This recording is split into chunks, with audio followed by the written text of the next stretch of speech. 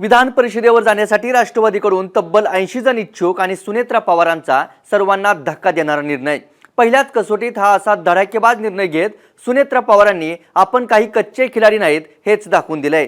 पण बडे नेते विधान परिषदेवर जाण्यासाठी ताकद लावून असताना सुनेत्रा पवारांनी जिशान सिद्दीकींच्या नावावर शिक्कामोर्तब करत बेधडक निर्णय का आणि कसा घेतला, जिशान सिद्दीकींना विधान परिषदेवर पाठवत सुनेत्रा पवारांनी एकाच दगडात किती पक्षी मारलेत याचीच माहिती तुमच्या समोर मांडण्याचा प्रयत्न करणार आहोत। नमस्कार, मी लखन अदाटे आणि तुम्ही पाहताय मुंबई तक।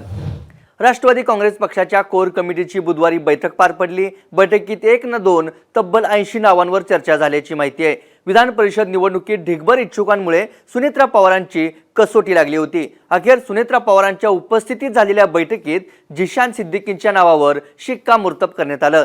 पवारांनी मुख्यमंत्री देवेंद्र फडणवीसांची भेट घेतली होती।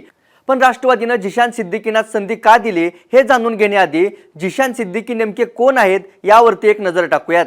जिशान सिद्दीकी हे माजी मंत्री दिवंगत बाबा सिद्दीकी यांचे पुत्र आहेत। 2019च्या विधानसभा निवडणुकीत वांद्रे पश्चिम विधानसभा मतदारसंघातून त्यांनी विजय मिळवला होता। त्यावेळी महाराष्ट्रातील सर्वात कमी वयाचे आमदार म्हणून जिशान सिद्दीकी निवडून आले होते। वयाच्या अवघ्या 27व्या वर्षी विधानसभेत त्यांनी प्रवेश केला होता। 2024च्या विधान परिषद निवडणुकीत क्रॉस वोटिंग केल्याचा ठपका ठेवत काँग्रेसमधून जिशान सिद्दीकींचं निलंबन करण्यात आलं होतं। 12 ऑक्टोबर 2024ला बाबा सिद्दीकींची वांद्रेमध्ये हत्या करण्यात आली होती। या घटनेनंतर बदललेल्या राजकीय समीकरणांमुळे आणि 2024च्या विधानसभा निवडणुकीच्या पार्श्वभूमीवर जिशान सिद्दीकींनी अजित पवारांच्या राष्ट्रवादीमध्ये ऑक्टोबर 2024ला प्रवेश केला होता। पक्षाने जिशान सिद्दीकींना पुन्हा वांद्रे पूर्व मतदारसंघातून निवडणुकीच्या रणांगणात उतरवलं होतं। पण महाविकास आघाडीचे उमेदवार वरुण सरदेसाई यांच्या विरोधातील चुरशीच्या लढतीत त्यांना पराभवाचा सामना करावा लागला। सिद्दीकींना 46,343 मतं मिळाली होती। या पराभवानंतरही जिशान सिद्दीकी पक्षाशी एकनिष्ठ राहिले आणि पक्षानेही जिशान सिद्दीकी यांच्यावर विश्वास कायम ठेवला। आता त्यांना विधान परिषदेवर पाठवत पक्षाकडून एक प्रकारे बक्षीस देण्यात येत आहे। आता पाहूया सुनेत्रा पवारांनी जिशान सिद्दीकींनाच का संधी दिली। मुंबईत राष्ट्रवादी काँग्रेसचा पाय पसरवण्याचा प्रयत्न आहे। जिशान सिद्दीकींनी मुंबई युवक काँग्रेसचे अध्यक्ष म्हणूनही काम केले। गेल्या महापालिका निवडणुकीत राष्ट्रवादीची कामगिरी फारच निराशाजनक होती। त्यामुळे आगामी काळात मोठी जबाबदारी पार पाडू शकतो, मुंबईत घड्याळाची टिकटिक वाढवू शकतो याबद्दलचा आत्मविश्वास व्यक्त केल्यानेच सुनेत्रा पवारांनी जिशान सिद्दीकी यांना विधान परिषदेवर पाठवण्याचा निर्णय घेतल्याचं बोललं जातंय। यातलं दुसरं कारण आहे मुस्लिम समाजाची राष्ट्रवादीला असलेली साथ। राज्यात काँग्रेसनंतर सर्वाधिक मतं शरद पवारांच्या नेतृत्वाखाली राष्ट्रवादीला मिळत होती। पक्षात फूट पडल्यानंतरही नवाब मलिक, हसन मुश्रीफ, इद्रिस नाईकवाडी यांच्यासह अनेक जण अजित पवारांच्या राष्ट्रवादीसोबत राहिले। एमआयएमच्या महाराष्ट्रातील प्रवेशानंतर या मुस्लिम समाजाच्या मतांमध्ये तिसरा वाटेकरी वाढल्यानं ही वोट बँक आपल्याकडेच कायम ठेवण्याचा आणि काँग्रेससह शरद पवारांच्या राष्ट्रवादीलाही शह देण्याचा सुनेत्रा पवारांचा प्रयत्न आहे। यातलं तिसरं कारण आहे पक्षातील गटबाजी टाळण्याचा प्रयत्न।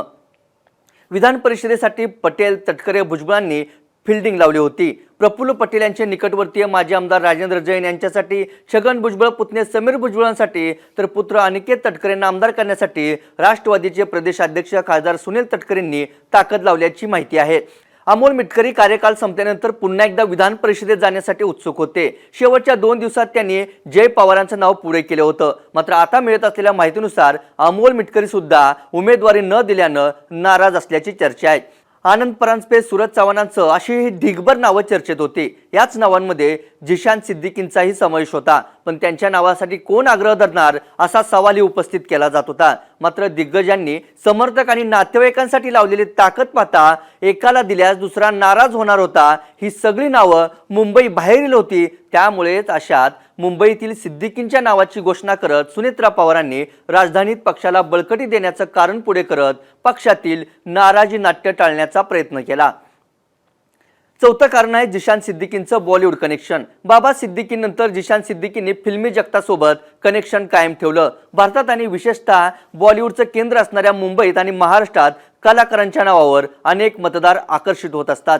जिशान सिद्दीकी उच्चभ्रू वर्गातही लोकप्रिय आहेत। याचाच फायदा राष्ट्रवादी पक्षाला होऊ शकतो असाही सुनेत्रा पवारांचा कयास आहे।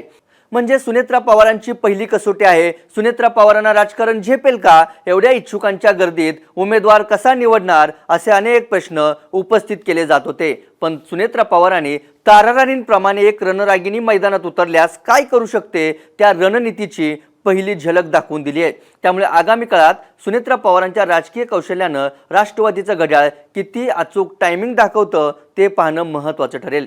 या व्हिडिओ तिथंच थांबूयात. राष्ट्रवादीनं जिशान सिद्दीकींना विधान परिषदेसाठी संधी देऊन योग्य निर्णय घेतलाय का? जिशान सिद्दीकींच्या उमेदवारीमुळे मुंबईत घड्याळाची टिकटिक खरंच वाढेल का? याबद्दल तुम्हाला काय वाटतं ते आम्हाला कमेंट करून सांगा. ताज्या घडामोडी आणि अचूक विश्लेषणासाठी मुंबई तकच्या यूट्यूब चॅनलला सबस्क्राईब करा. फेसबुक आणि एक्सवरही फॉलो करायला विसरू नका. धन्यवाद.